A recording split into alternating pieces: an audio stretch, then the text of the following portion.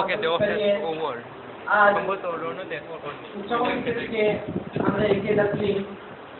আসলে শিক্ষার প্রকৃত মানেটা যে কি, এটা আমরা অর্জনের জন্য আমাদের যথেষ্ট যে সংগঠন রয়েছে বাংলাদেশ ছাত্র মজলিস, এগুলো আমাদেরকে যথাযথভাবে একটা অভিজ্ঞতা দান করছে।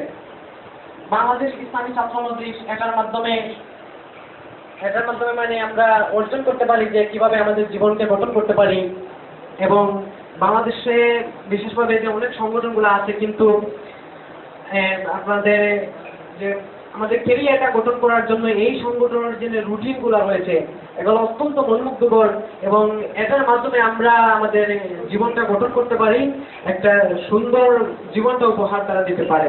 বিশেষ করে রুটিনের মধ্যে যে বিষয়গুলা মানে দৈনিক যে রুটিনগুলো, এগুলা অত্যন্ত আকর্ষণীয় এবং এগুলার মাধ্যমে আমরা কিছু একটা অর্জন করতে পারি। শিক্ষার মানে অর্থাৎ আমরা যে মাধ্যমিকে সম্ভবত বাংলা বইয়ে প্রমোদ চৌধুরী একটা পাঠের মধ্যে তিনি স্পষ্ট ভাষায় লিখেছেন যে শিক্ষার উদ্দেশ্য এখানে মানে চরিত্র গঠন, জ্ঞান অর্জন, মানুষত্ব অর্জন, এগুলাই মানে শিক্ষার প্রধান উদ্দেশ্য। এটার সাথে ঠিক অ্যাডজাস্ট হয় বাংলাদেশ ইসলামিক ছাত্র মজলিস জ্ঞান অর্জন, চরিত্র গঠন ও সমাজ বিপ্লবের জেহাদে শরীক হন। অত্যন্ত সুন্দর এই স্লোগান এবং এটার মাধ্যমে কিন্তু আমরা প্রমোদ চৌধুরীর যে কথা তার ঠিক মিলটা ওই জায়গায় আসছে। কারণ জ্ঞান অর্জনের জন্য যদি শিক্ষাটা হয়, তাহলে ছাত্র মজলিসের এটার মেইন স্লোগানটাই হচ্ছে জ্ঞান অর্জন, চরিত্র গঠন। সুতরাং এটার সাথে ঠিক অ্যাডজাস্ট হচ্ছে। এজন্য বলা যায় যে এই সংগঠনটার সাথে যদি কোনো ছাত্র জড়িত হয়, অবশ্যই সে ভালো একটা কিছু অর্জন করতে পারবে। আসলে বিদ্যা শিক্ষা, এটা শিক্ষার মানে হচ্ছে যে পুঁথিগত শিক্ষা যেটা, এটা তো আসলে আমাদের শুধু মুখস্থ বিদ্যা, এটা কোনো মানে এটাতে সার্টিফিকেট মাত্র। কিন্তু প্রকৃত শিক্ষা আমি আগে বলেছি মানুষত্ব অর্জন, এবং এটাকে যেমন ধরুন কলেজ লেভেলে আপনারা এখন পৌঁছেছেন, সেখানে শিক্ষকদের লেকচারের মতো আপনারা যে 5 বছর যেটা শিখেছেন, কলেজের একটি ক্লাস এটা 5 বছরের সমানই হতে হয়, যে অত্যন্ত গুরুত্বপূর্ণ। এবং এটার মাধ্যমে যে আপনারা প্রথমে শিখেছেন যে পুঁথিগত শিক্ষা, আর এখন শিখবেন আপনারা অন্য একটা শিক্ষা, যে এটার মাধ্যমে আপনারা অর্জন করতে পারবেন যে কি, যে এটাতে আপনারা সাহিত্য জগতে প্রবেশ করবেন, কবিতা জগতে প্রবেশ করবেন, আপনারা সাহিত্য লিখবেন, কবিতা লিখবেন, মানে এগুলার যে একটা মন মানসিকতা এখনটা আপনাদের সৃষ্টি হবে। আর এই সংগঠনের মাধ্যমে আপনি অনেক কিছু অর্জন করতে পারবেন। বিশেষ করে যদি আপনি এটা অ্যাডজাস্ট হন, তাহলে আপনি এখানে ভালো একটা কিছু ফলাফল অর্জন করার জন্য এটা সহায়তা করতে পারে। তো বিশেষ করে আপনারা অনেক খাটামুক্ত সমাজ গঠন করার জন্য এবং সুন্দর সার্বিক সমাজ গঠন করার জন্য আপনাদের চেষ্টা অত্যন্ত দৃঢ় হতে হবে। এবং আপনাদের এই চেষ্টার ফলে একটা সুন্দর রাষ্ট্র আমরা পেতে পারি, সুন্দর একটা সমাজও আমরা পেতে পারি। এর জন্য আপনাদের চেষ্টা করতে হবে।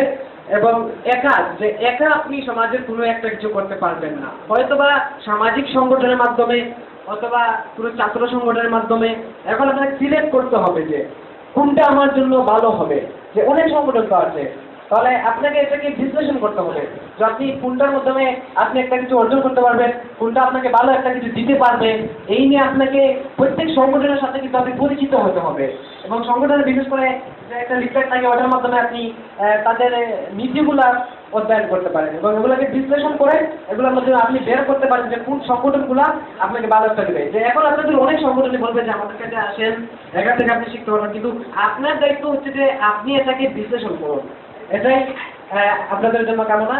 আর আপনারা এখন হচ্ছেন যে আপনারা নিজে প্রতিভাবান, অনেক প্রতিভাবান আপনারা, যে আপনাদের প্রতিভার দ্বারাই আমাদের দেশ এবং সমাজটা একদিন উন্নত হবে।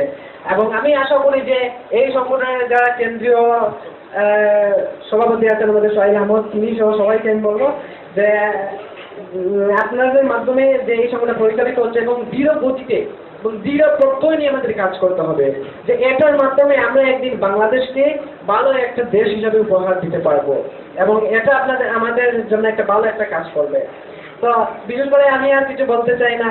পরিশেষে সবশেষ কথা আমার এটাই যে আমরা লেখাপড়াটা আসলে জ্ঞান অর্জনের জন্য করব, চরিত্র গঠনের জন্য করব, যেটা আমাদের উপহার দিতে পারে বাংলাদেশ ইসলামী ছাত্র মজলিস।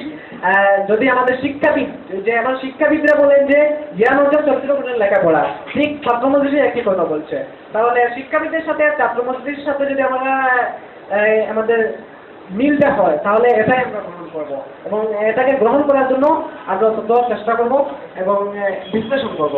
পরিশেষে আমি কৃতি শিক্ষার্থীদের উদ্দেশ্য করে বলতে চাই যে আপনাদের এই অগ্রযাত্রা, আপনাদের এই শিক্ষার যে দিকে যে আপনি এগিয়ে যাচ্ছেন, আপনাদের এটা শুভ হোক। বা আপনারা অনেক শ্রম করেন, দেশের দিকে শ্রম করেন, বইয়ের সাথে শ্রম করেন, সাহিত্যের সাথে শ্রম করেন, কবিতার সাথে শ্রম করেন, আপনারা আরো ভালো হবেন। আপনাদের মেধা খুবই ভালো এবং এটাকে বিকশিত করার জন্য আপনাদের এই চেষ্টা চালাতে হবে। পরিশেষে সকলকে আন্তরিকভাবে আজকের এই অনুষ্ঠানের পক্ষ থেকে বা বাংলাদেশ ছাত্র মজলিসের পক্ষ থেকে আন্তরিক মোবারকবাদ জানিয়ে আমার শুভেচ্ছা বক্তব্য এখানে শেষ করছি। আসসালামু আলাইকুম। ভাই মোহাম্মদ